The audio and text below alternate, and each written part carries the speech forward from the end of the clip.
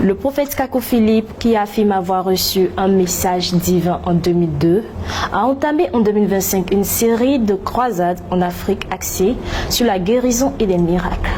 En mars, en Afrique du Sud, il aurait accompli plusieurs guérisons, notamment de personnes aveugles, paralysées et atteintes du VIH.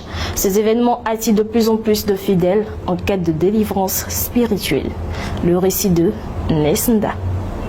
Reçu la visite du Seigneur le 24 avril 1993, le prophète Kako Philippe, depuis le 8 juillet 2022, a reçu un message divin qui le confirme comme le messager annoncé dans Matthieu 25, le verset 6, et Apocalypse 12, le verset 14.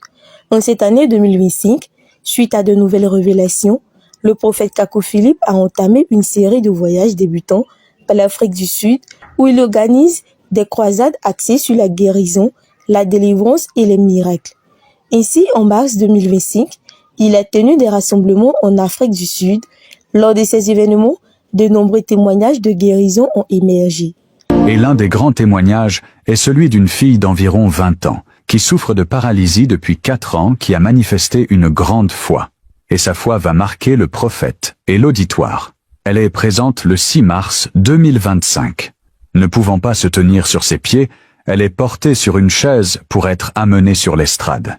Mais dès que le prophète finit de prier, alors que les membres du service d'ordre veulent la soulever, elle refuse.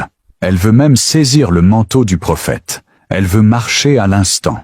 Le prophète remarque que la jeune fille a une foi exemplaire, mais qu'elle n'a aucune capacité pour marcher, et que ses genoux l'ont même lâchée, mais qu'elle garde la foi.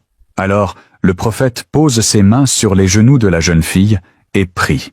La force vient de façon instantanée dans ses genoux. Elle sera le premier témoignage d'Acacia Hall à Pretoria, sur l'estrade à côté du prophète le 9 mars 2025.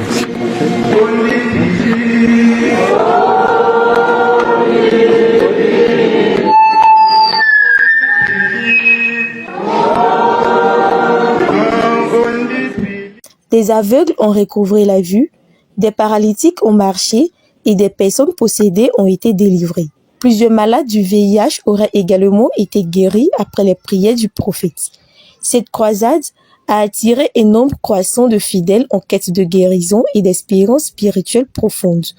Pour le mois d'avril, le voyage du prophète Kako Philippe en Afrique se poursuit au Zimbabwe. Amen.